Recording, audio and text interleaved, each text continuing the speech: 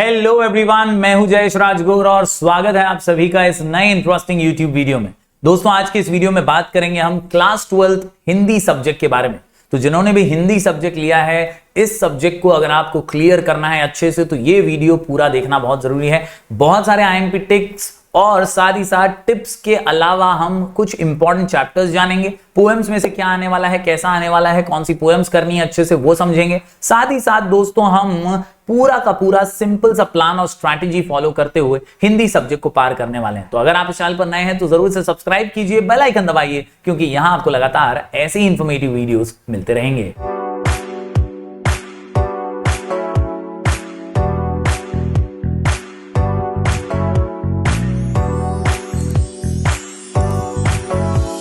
तो दोस्तों, जब बात करते हैं हिंदी सब्जेक्ट की, तो याद रखिए दोस्तों कि ये हिंदी का जो पेपर पैटर्न है ना, वो कुछ इस प्रकार है। ये सब्जेक्ट जो है 5 हिस्सों में बटा हुआ है।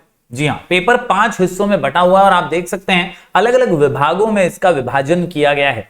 दोस्तों, इन्हीं को हम कृतियां कहते हैं। कृति मीन्स आपको यहां पर अलग अलग क्वेश्चंस जो हैं वो सॉल्व करने हैं और क्वेश्चंस को ही कृति के रूप में आपको यहां पर दिया गया है। टोटल 5 हैं। पहले गद्य विभाग 20 मार्क्स के लिए, यानी प्रोज सेक्शन, यहां पे आपको चैप्टर्स में से क्वेश्चन पूछे जाएंगे। इसके अलावा होता है कृति 2 में पद्य विभाग यानी पोएट्री सेक्शन 20 मार्क्स के लिए। इसके अलावा दोस्तों, विशेष अध्ययन, इसका 10 मार्क्स का यहां पर आपका वेटेज होगा। और खास बात यह है कि ये चैप्टर नंबर 13 में से ही इस साल आने वाला है। तो चैप्टर नंबर 13 अगर आपने कर लिया अच्छे से, तो 10 अंक पूरे के पूरे हो जाएंगे, काम फिट, मामला हिट हो जाएगा। जी हां दोस्तों, कृति 3। इसके बाद कृति 4 में अगर हम देखें तो यहां पे पारिभाषिक शब्दावली, जो आपके टेक्स्ट बुक के पीछे बहुत सारे ऐसे पारिभाषिक शब्दावली दी है, उसमें से आपको 20 मार्क्स यहां पर मिलेंगे। व्यवहारिक हिंदी, अपठित गद्यांश और पारिभाषिक शब्दावली जो है वो यहां पर पूछे जाएंगे क्वेश्चन उससे रिलेटेड, यानी एक अनसीन पैसेज होगा और वोकैबुलरी जो कि टेक्स्ट बुक पे पीछे दी हुई है, उसमें से क्वेश्चन आएंगे 20 मार्क्स के लिए। बात करें आखिरी कृति की, तो कृति 5 में व्याकरण यानी ग्रामर होगा और यहां पे 10 मार्क्स के लिए ग्रामर क्वेश्चंस पूछे जाएंगे। तो कुल मिलाकर के अगर आप देखें तो ये 5 कृतियां आपको सॉल्व करनी है और 80 मार्क्स का पेपर आपको लिखना है। दोस्तों, बड़े ही आसानी से आप ये पेपर जो है क्रैक कर सकते हैं, सॉल्व कर सकते हैं, अगर आप कुछ इंपॉर्टेंट चीजों का ध्यान रखें। ये है पेपर पैटर्न थोड़ा सा विस्तार से, थोड़ा सा डिटेल में। जैसे कि विभाग 1 की बात करें तो ये चैप्टर्स वाला सेक्शन है और यहां पे आपके सामने कृति अ, आ, ई और यहां पर ई की मात्रा जो है बड़ी वाली छोटी वाली दोनों ही दी हुई है। और यहां पर दोस्तों आप समझ सकते हैं कि ये 4 जो क्वेश्चन है, क्वेश्चन नंबर 1 के अंदर ना, इसमें 6 मार्क्स और 2 मार्क्स, इस तरह से 20 मार्क्स का बाइफर्केशन किया गया है। सबसे पहले अगर हम देखें अ को, तो यहां पर आकलन कृति, शब्द संपदा और अभिव्यक्ति, ऐसे 3 सब क्वेश्चन या क्वेश्चन टाइप्स दिए हैं।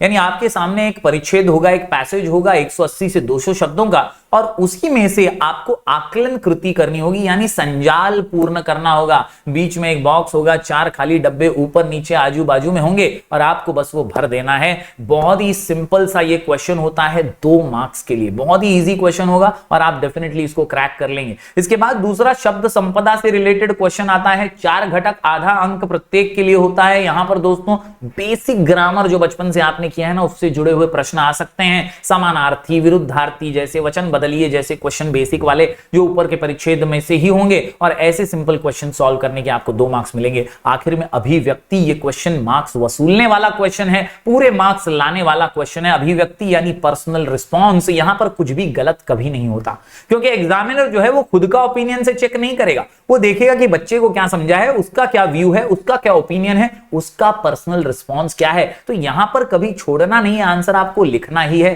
40 से 50 शब्दों में आप लिखिए, 2 मार्क्स हासिल कर लीजिए, क्योंकि यहां पे शॉर्ट मार्क्स मिलने ही वाले हैं, क्योंकि आपका पर्सनल रिस्पॉन्स जो है वो जांचा जा रहा है। तो उम्मीद करता हूं आपको कृति 1 का अ आपको समझ गया होगा। कृति 1 का आ सिमिलर है, एक और पैसेज होगा 180 से 200 शब्दों का, और उसी में से सिमिलर काइंड की आकृतियां आपको दी होंगी। आकलन कृति है, शब्द संपदा है, अभिव्यक्ति है। वंस अगेन 6 मार्क्स के लिए भी, यानी 12 मार्क्स तो यहां पर आपको पैसेज में से ही मिल जाने वाले हैं। इसके बाद दोस्तों बात करें ई की, तो यहां पे लघुत्तरी कृति 1 का ई जो है ये लघुत्तरी प्रश्न का होता है और टेक्स्ट बुक के पीछे जो आपको लघुत्तरी प्रश्न दिए होते हैं ना, उसी में से ये आने वाला है। तो चैप्टर के पीछे दोस्तों अगर आप देखेंगे तो लघुत्तरी प्रश्न दिए होते हैं, उन्हीं में से ये आने वाले हैं। 3 दिए होंगे, आपको 2 करने हैं। यस, ऑप्शन भी होगा यहाँ पे, 3 में से आपको 2 करने हैं। 60 से 80 शब्दों में उत्तर अपेक्षित है 6 मार्क्स के लिए, यानी 3 मार्क्स का 2 क्वेश्चन के आंसर अच्छे से लिखिए, 6 मार्क्स हासिल कर लीजिए।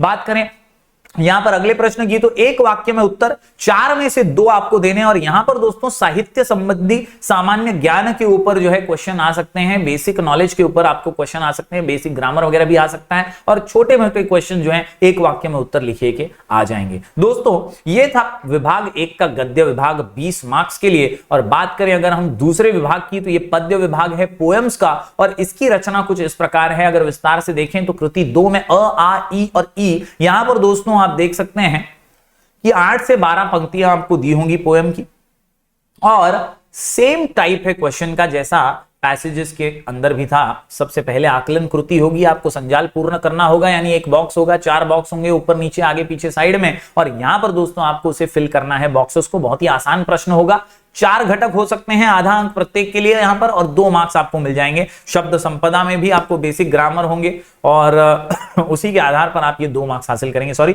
इसके अलावा अभिव्यक्ति वंस अगेन ये स्कोरिंग है, और यहां पे 40 से 50 शब्दों में पर्सनल रिस्पॉन्स, पोएम में से आप क्या समझे, क्या सीखा, क्या जाना, और आपका व्यक्ति विशेष मत क्या है, आपका स्वमत जिसे हम कहते हैं, वो आपको यहां पर देना है 2 मार्क्स के लिए। तो इस प्रकार ये कृति 2 का अ वाला पार्ट है। आ के अंदर once again same to same 8 से 12 पंक्तियां होंगी पोएम की, और ऐसे ही क्वेश्चन होंगे, ये भी 6 मार्क्स के लिए। तो 12 मार्क्स यहां पर आपको कृति 2 अ और आ में मिल जाते हैं। बात करें ई में, तो यह है रसास्वादन कीजिए। यहां पे हम अप्रिसिएशन करते हैं पोएम का। तो कवि कौन थे, कब उन्होंने लिखी, कहां लिखी, ये कविता कैसे लिखी, क्या है तात्पर्य इस कविता का, ऐसे कई अलग अलग मुद्दों के आधार पर आपको जो है 2 में से 1 का उत्तर लिखना है। 100 से 120 शब्दों में पॉइंट्स के आधार पर आप रसास्वादन करेंगे, और 6 मार्क्स यहां पर भी आसानी से। बहुत ही इजी वाला क्वेश्चन होगा, इधर आपको पॉइंट्स तो पहले से मालूम होंगे, और उन्हीं पॉइंट्स के आधार पर आपको ये लिखना है। दोस्तों ई में एक वाक्य में उत्तर 4 में से 2 वंस अगेन ऑप्शन दिया हुआ है, और ये 2 मार्क्स के लिए आता है। तो इस प्रकार से आप जो है आसानी से बेसिक ग्रामर के साथ इसे भी सॉल्व कर लेंगे, और ये है प्रश्न 2 यानी कृति 2 का 20 मार्क्स का पूरा वैल्यूएशन। उम्मीद करता हूं दोनों ही आपको समझ गए होंगे।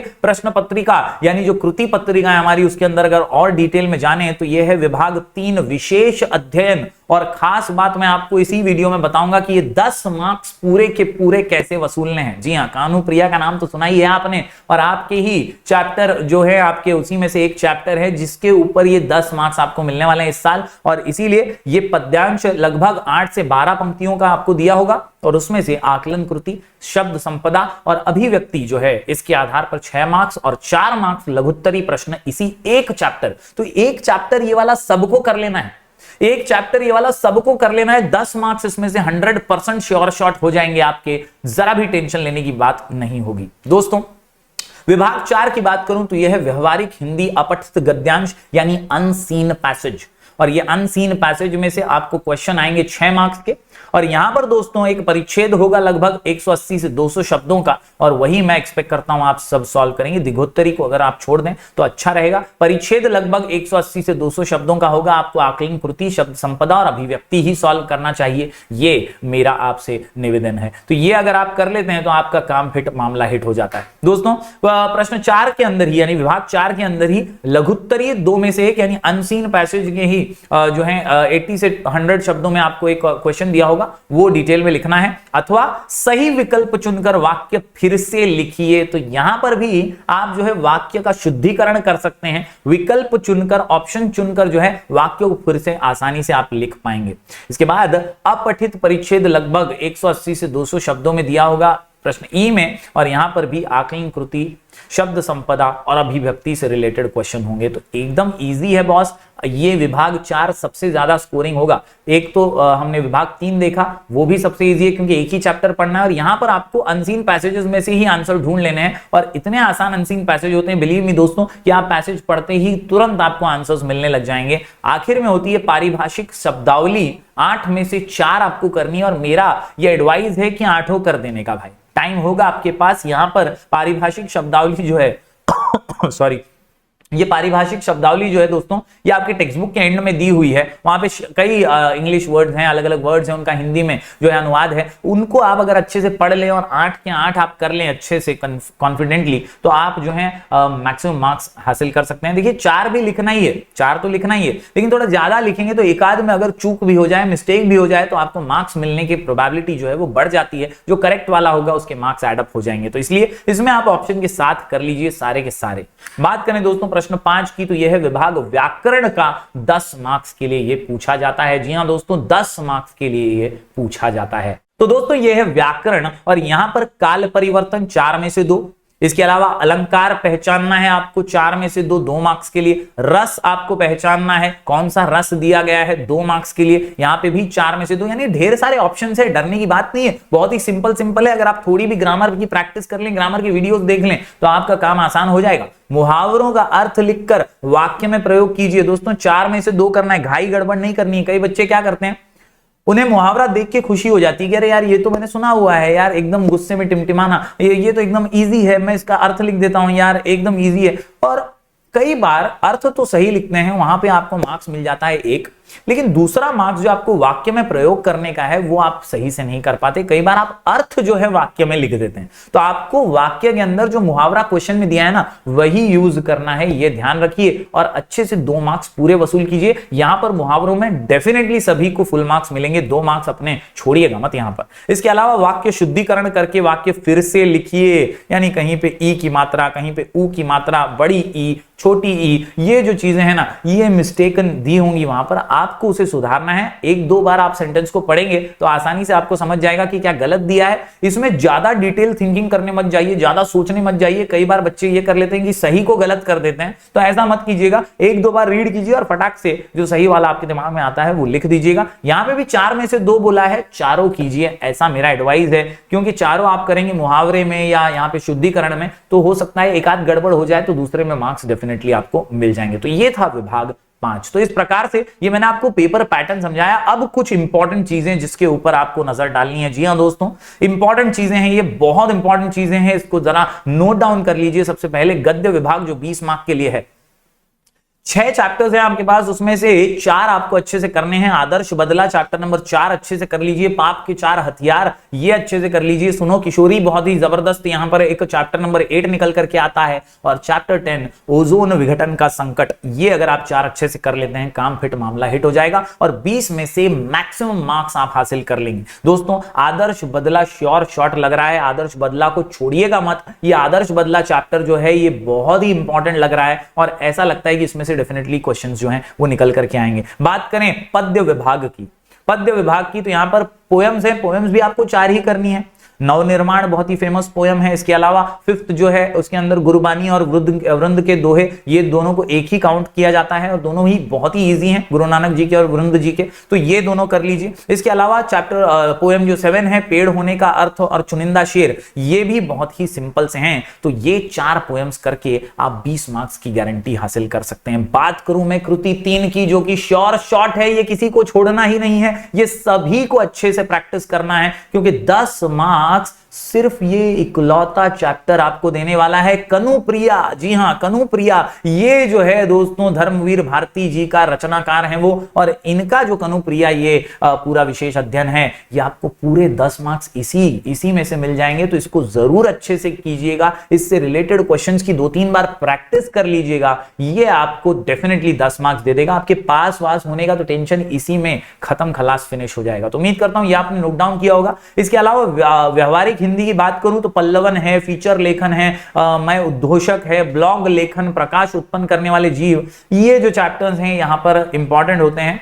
इसके अलावा अनसीन पैसेज तो 6 मार्क्स का आता ही है, और पारिभाषिक शब्दावली का जो क्वेश्चन है 4 मार्क्स का ना, उसके लिए पेज नंबर 109 और 110, ये जो टेक्स्ट बुक के अंत में पेजेस हैं, इस पे से आप पारिभाषिक शब्दावली को थोड़ा पढ़ लीजिए अच्छे से, उसमें से वर्ड्स जो है देख लीजिए, आपको डेफिनेटली इससे 4 मार्क्स का फायदा हो सकता है। उम्मीद करता हूं दोस्तों आपने ये सारी चीजें नोट डाउन की होंगी। बात करूं मैं पद्य विभाग की और रसास्वादन की बात करूं 6 मार्क्स के लिए, तो आपको 2 में से 1 करना होगा, और ये कुछ मुद्दे हैं जिनको आपको ध्यान रखना है। शीर्षक अच्छे से लिखना है, रचनाकार का नाम आपको पढ़ लेना है, केंद्रीय कल्पना क्या है, पोयम एग्जैक्टली क्या कहना चाहती है, थीम ऑफ द पोयम, रस और अलंकार कौन से हैं इसके अंदर, इसके अलावा प्रतीक विधान क्या है, कल्पना क्या है इसकी, पसंद की पंक्तियां आपकी कौन सी हैं, उसका प्रभाव आपके ऊपर क्या पड़ा है वो आपको उन वर्ड्स में लिखना है, और कविता पसंद आने के कारण आपको यहां पर लिखने हैं। इसके अतिरिक्त अन्य मुद्दे भी स्वीकार्य हैं, आप ओन से मुद्दे भी लिख सकते हैं। तो बेसिकली 6 मार्क्स के लिए इन मुद्दों का होना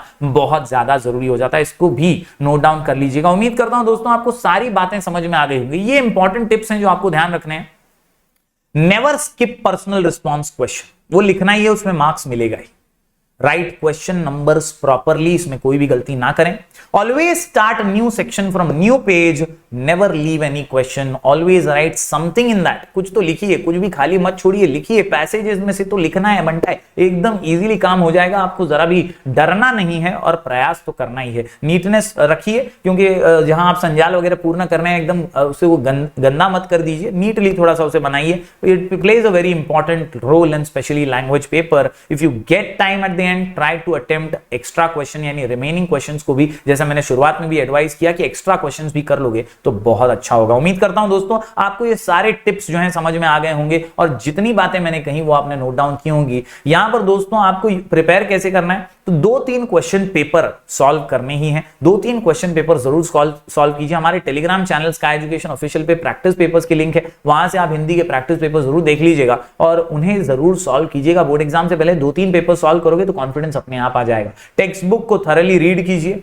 अप्रिसिएशन पोएम का जरूर पढ़ लीजिए, और ग्रामर क्वेश्चन बेसिक वाले जो होते हैं वो सॉल्व कर लीजिए, आपको कॉन्फिडेंस जरूर आएगा। उम्मीद करता हूं सभी बातें आपने नोट डाउन की होंगी। बहुत बहुत शुक्रिया, वीडियो को यहां तक देखा है तो जरूर लाइक कीजिएगा और ज्यादा से ज्यादा स्टूडेंट्स तक पहुंचाइएगा। हम ऐसे ही वीडियोस लगातार आपके लिए लेकर आते रहेंगे। मिलेंगे फिर एक बार कुछ और नए वीडियोस के साथ, तब तक के लिए do like, share and subscribe.